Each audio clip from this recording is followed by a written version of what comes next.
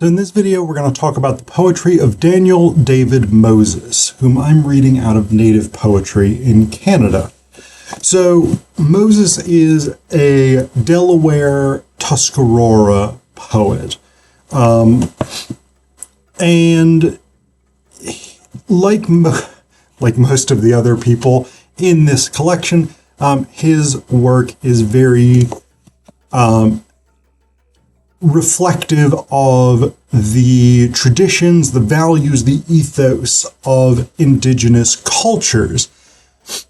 But I think it's particularly striking because one of the elements of Daniel David Moses's poetry is that he utilizes dream visions as part of his work. And the reason that I think that is striking is because Daniel, David, and Moses were all Old Testament prophets or leaders, kings, whatever it was, who received visions from Adonai, right?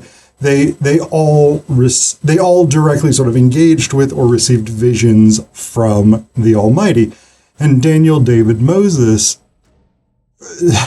sort of reflects that ethos, right? And of course, he doesn't reflect this in an archaic Jewish context. He reflects it in a contemporary indigenous context. But I sort of like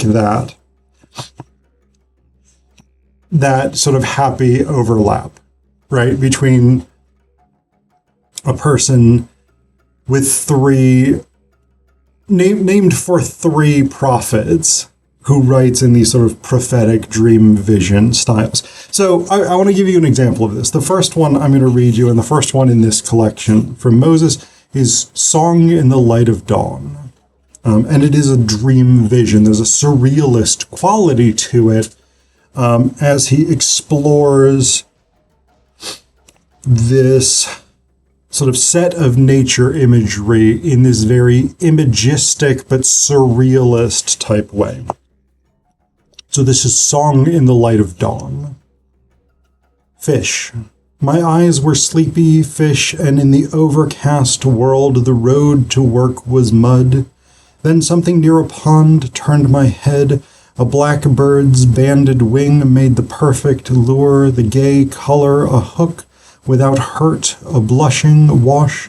Now further on this shoulder of the highway, even the gravel and asphalt grays overflow, their textures, they're so clear, I feel more than awake. Oh, to stay and swim in them here would be enough.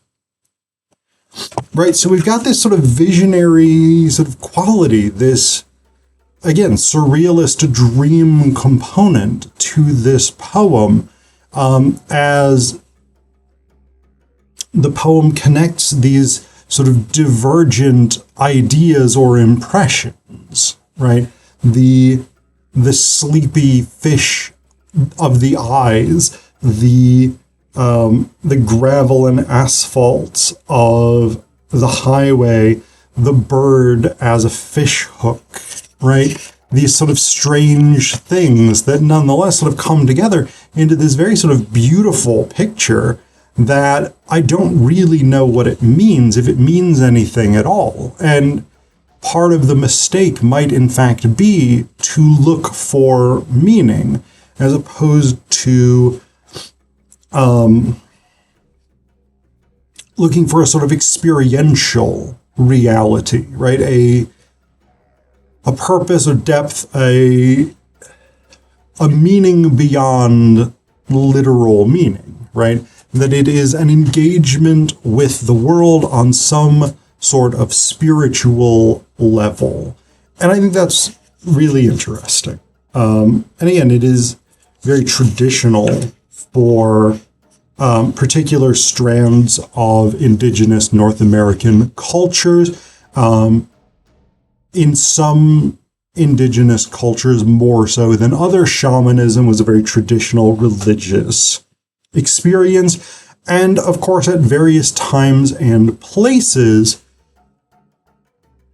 either revived or newly invented or hybridized indigenous religions have been used as a form of resistance against settler colonialism and capitalism.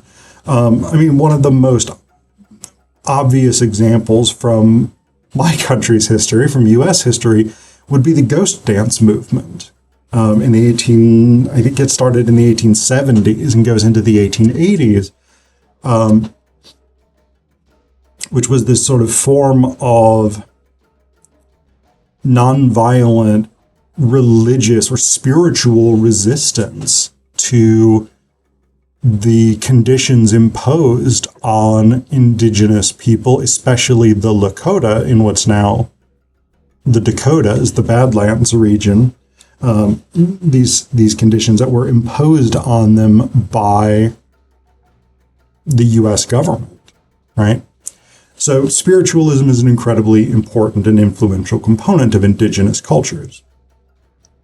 But there's also other sort of themes or concerns that Moses deals with that are very traditional for especially contemporary indigenous writers. One of which is sort of connected to this spiritual problem, is the alienation from the land, right? The alienation from the natural world, which was foundational to many indigenous cultures prior to the advent of European settler colonialism, right? This integration of ethical consideration for not just the human world, but for the animal world, the plant world, the geographic world, the physical world, and the spiritual world. These things were seen as integrated and of equal value as far as ethical concern goes. And obviously, Western Enlightenment rationality and the culture that comes with this and that was imposed on indigenous people by settler colonialism very much does not view the world that way. Capitalism very much views the natural world as resources to be exploited. And settler colonialism and capitalism, as a rule, has very little to say about the ethical obligations we might have to the spiritual world. But indigenous peoples are often very, very concerned about the loss of this fundamental component of their culture. And so a poem like Crow Out Early really reflects this theme. So this is that poem, Crow Out Early. The only one who speaks to this long rain is that crow sitting on a pole like old raven spitting out caws in pairs he got out of dreams on this wrong side of the bay. Over there a foghorn makes a four-note effort crow can't comprehend. It's not like even the loudest moans of his friends who keep asleep their effort to ignore how this pressing fall of clouds has made a pine the only place to settle. This makes Crow, with folded wings, a black and glistening pair of hands, and he cries, a quick prayer, reach out through the fog. His eyes get a shimmer and his ears a song, both like the runoff gurgling at the road edge. He sees the stones there, washing strong bodies egg bright, beetle slick. So, again, the central figure of this poem is obviously Crow. Crows are very significant in indigenous culture and indigenous folklore, mythology, etc., especially for nations like the Delaware and Tuscarora, the sort of eastern woodlands, Native Americans and First Nations Canadians. Crow shows up in a ton of folklore, stories, myths, parables, fables, etc., etc. So Crow is a very traditional indigenous figure. And in this case, Crow is experiencing a world reshaped by industrialization, right? The foghorn that Crow can't make sense of, the runoff gurgling at road edge, right? This is a world in which Crow is no longer at home. It is a world that has been fundamentally and physically reshaped by settler colonialism and capitalism, right? The world has been remade out of the world of Crow and to the world of industrial capitalism. And Crow remains as this sort of sticking point, right? This sort of remnant of the past, this what a Lacanian psychoanalyst might call this kernel of the real that refuses integration into the world system, the symbolic order in Lacanian terms, into the world system of settler colonial capitalism. And on some level, this then comes to align with the experience of indigenous people who, for as much as the modern settler colonialist and capitalist world has attempted to erase them and their experiences, they nonetheless remain within Canada, the United States, etc., as well as places like Australia and New Zealand. They nonetheless remain and retain their cultures in often fragmented, eroded, sometimes reconstructed forms, as a sort of splinter that refuses to be co-opted within the settler colonialist and capitalist world. And so Crow represents that here. Another big theme that we do see in Moses's poetry is this engagement with the written word. And this is another very common thing we see with indigenous poets, because Anglophone indigenous poets write in a language that is not their own. And what I, of course, mean by that is Moses does not write in the Delaware language. He does not write in Iroquoian, which I think would be the language of the Tuscarora, but I'm not 100% sure of that. It would be within the Iroquoian family, I'm reasonably sure, because the Tuscarora were part of the Haudenosaunee Confederacy, which were speakers of Iroquoian. My hometown, Rochester, New York, was the traditional territory of the Seneca, also part of the Haudenosaunee Confederacy. So that's cool. But because of this, because English or French is a language imposed by settler colonialists on indigenous people, it is a foreign language. And so what that means has, of course, been widely discussed in post-colonial literature. And in this video, I don't have the time to sort of go over the major sort of points of this, but for someone like Ngugi wa Thiong'o, it means that the speaker of that language is fundamentally alienated from themselves and their culture by being cut off from the language in which that culture is expressed and the ways of thinking that are encoded within that language. So the next two poems that I'm going to read you, and I'm going to read you them just sort of back to back, are The Letter and The Line, both of which are Moses's explorations of what it means to write in English and to write specifically, right, as opposed to oral culture, oral tradition, whatever it is, which was much more traditional for indigenous peoples. So this is the letter.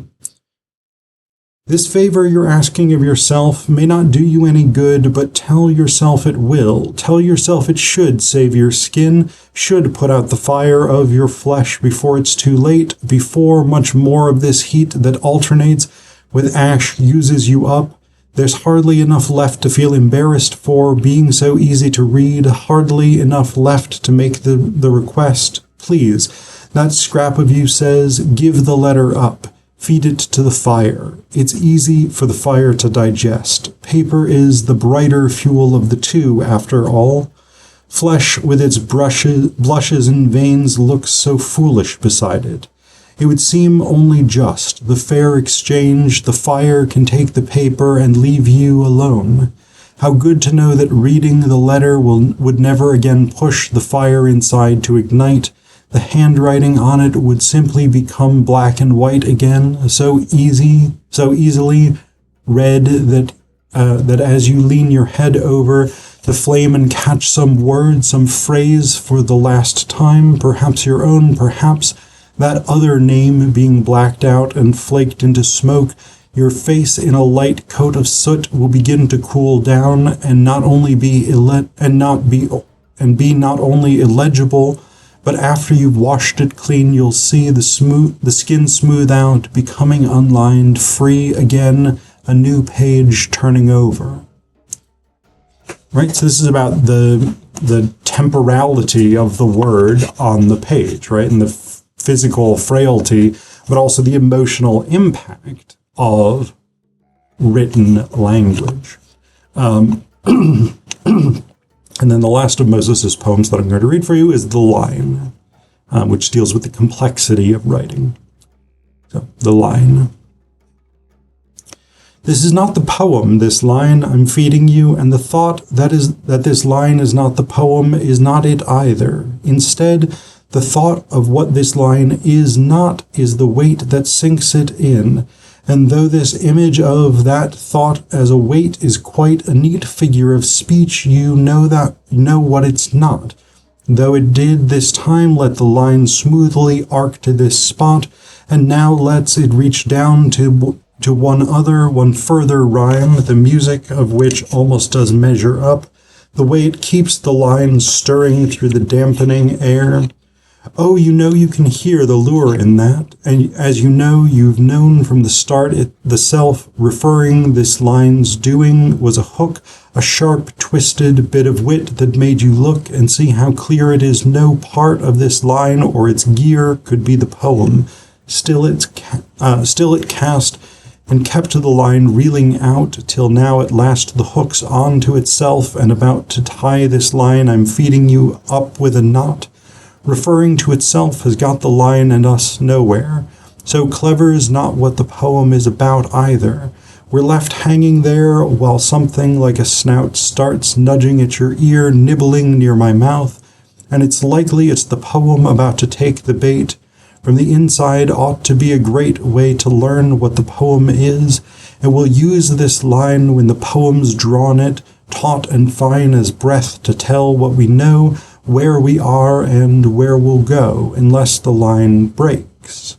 It wouldn't. How would it feel knowing at last what the poem really is, to lack the line to speak?